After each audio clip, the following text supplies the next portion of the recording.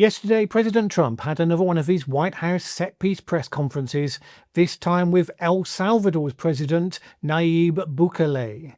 Bukele has reduced crime in El Salvador with an aggressive policy of arresting suspected gang members.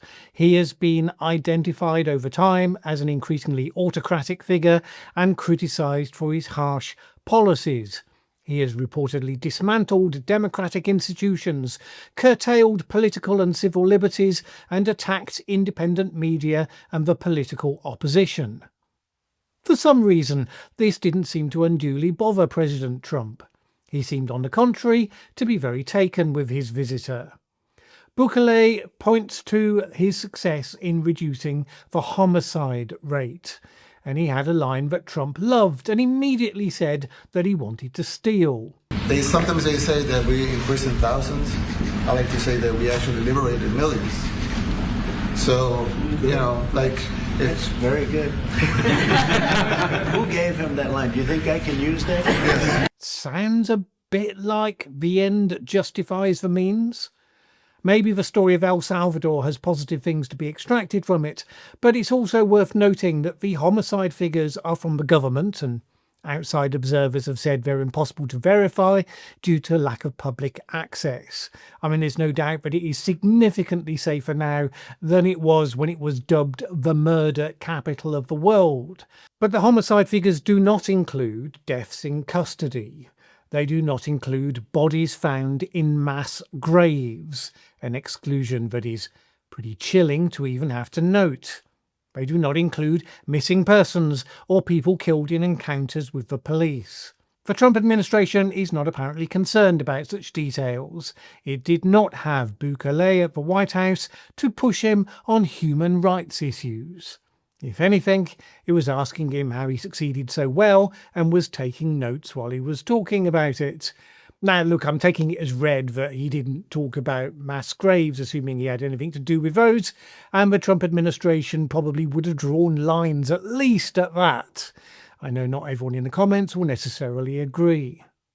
The thing we did get from that showpiece is reinforcement that the Trump administration does not care about due process and is very happy to arrest people, to take them off the streets, export them to El Salvador or somewhere else. And all they need to do to justify it is to call someone a terrorist, the definition of which has massively expanded since about January the 20th this year.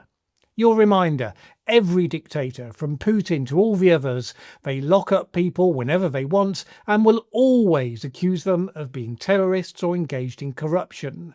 People who are actually terrorists get locked up because there is actual evidence of criminality that stands up to due process. The absence of such evidence is the tell for authoritarian abuse, even though the regime supporters may not trouble themselves about it.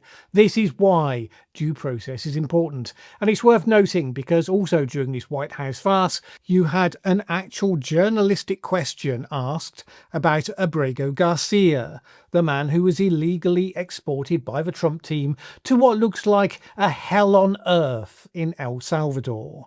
A big cage where the prisoners sleep on metal slabs because they're not even given a mattress. President Bukele was asked if he would return Garcia to the United States, and he said that to do so would be preposterous. I mean, the question is preposterous. How can I smuggle a terrorist into the United States? I don't have the power to return him to the United States. Now, there is no suggestion that Garcia is a terrorist. There is an allegation by the regime that he is a gang member, the supposed justification for shipping people to El Salvador in the first place, but no evidence has been produced to support that contention. Of course, if Trump had asked Bukele to return him, it would have been done. I mean, nobody doubts that.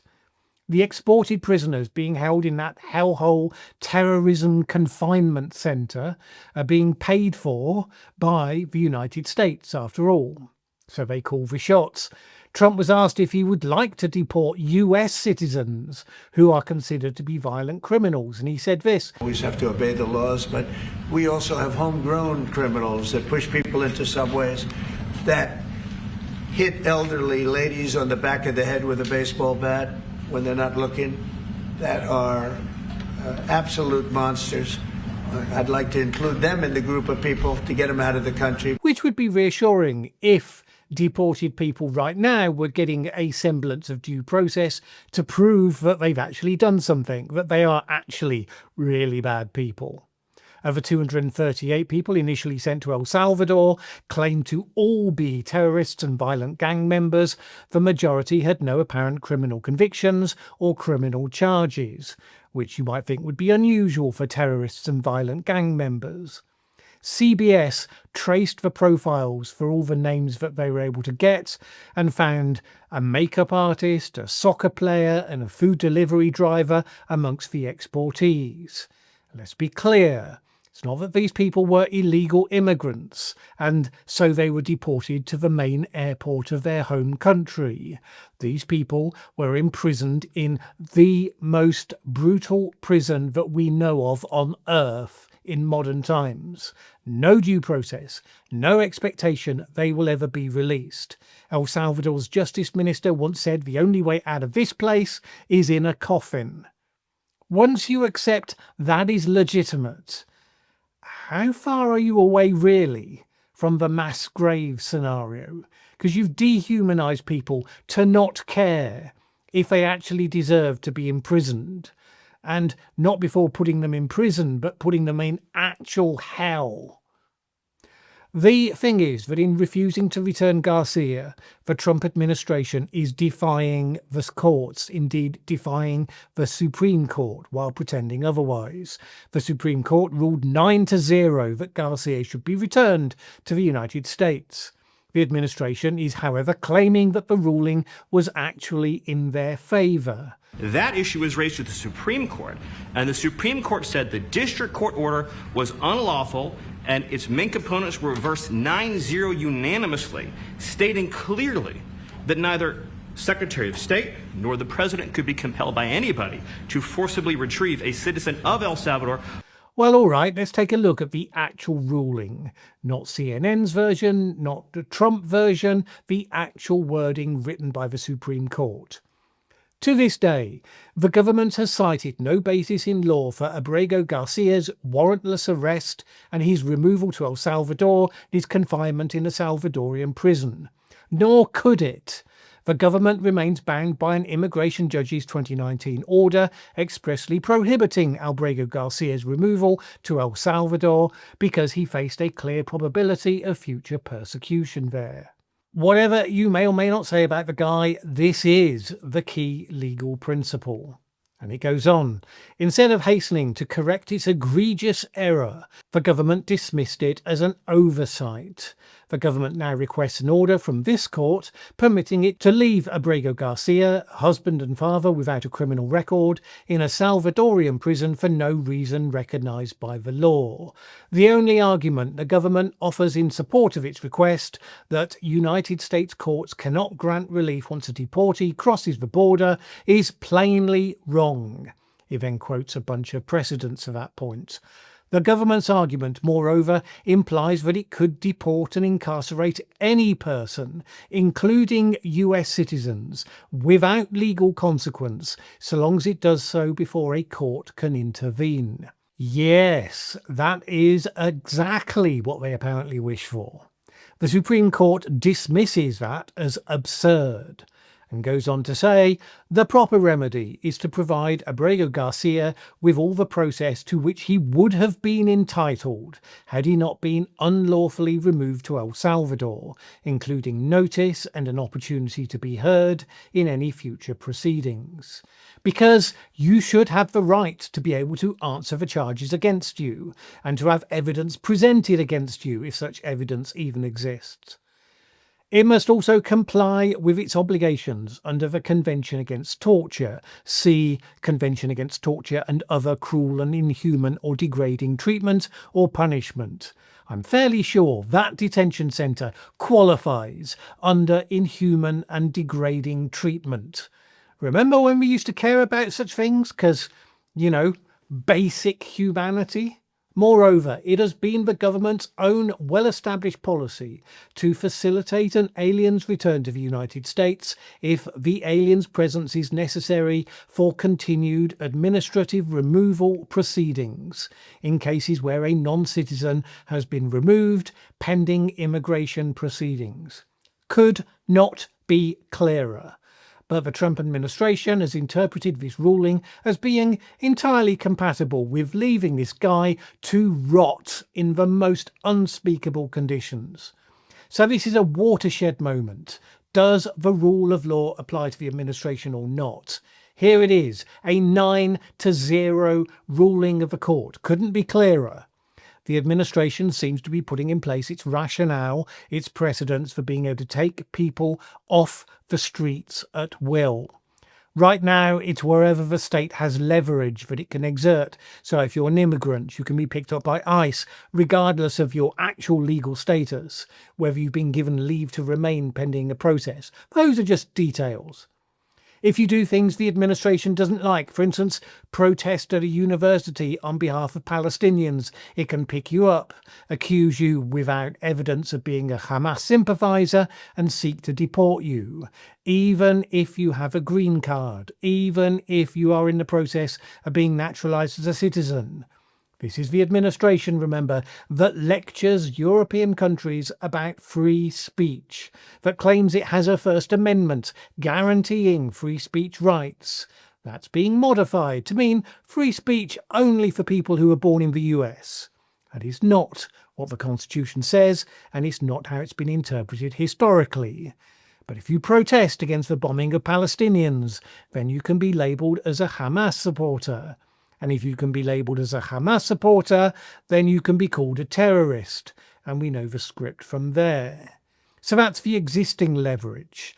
Now the administration is looking to be able to send US citizens to similar hellholes to the one in El Salvador. Trump said that the DOJ was looking at the details, and he said that they'd like El Salvador to build more of these places to house the people they want to send. But it's okay, he says, because it'll only be for really bad, violent people. Except how do you check that's the case? Well, that would be due process. And what's the one thing that seems to be missing in action so far? Well, you can see where it goes. When authoritarian regimes start flexing in this way, taking people off the streets, they start with the powerless, the ones where they can exploit legal grey areas. They can use reasonable sounding justifications like jailing thousands to liberate millions. Millions who are liberated from believing that it could never be their turn, so maybe they'd better keep their mouths shut. Bear in mind, Trump is the guy who called for CBS to have its licence revoked because it ran a 60 Minutes episode that was critical of him. But free speech, yeah? Sure. Never mind that CBS doesn't have a licence because it's a network, not a station. Details. One way or another, they will surely find a way. Also, the Associated Press was banned from that Oval Office event with Bukele in violation of a court order. All because they refer to the Gulf of Mexico and because they don't care what the courts say. But, you know, free speech. Bear in mind, in that showpiece with Bukele, Trump slammed CNN for asking a question about the man who was wrongly and illegally imported. How dare you ask such a question? It must be facilitated. Why don't you just say, isn't it wonderful that we're keeping criminals out of our country? Why can't you just say that? Why do you go over and over? And that's why nobody watches you anymore. You know, you have no credibility. Then he turned to one of the servile MAGA podcaster crowd the White House has been adding to the mix. Very much. You have a question, please? Yes, Mr. President, thank you so much. You scored another major investment win this morning when NVIDIA pledged to build its AI supercomputer, the first time ever, right here in the United States. Thank you. That's a question I like. Now that's a good question. The other one was a bad question. The consequences for bad questions seems to be gradually creeping up the scale.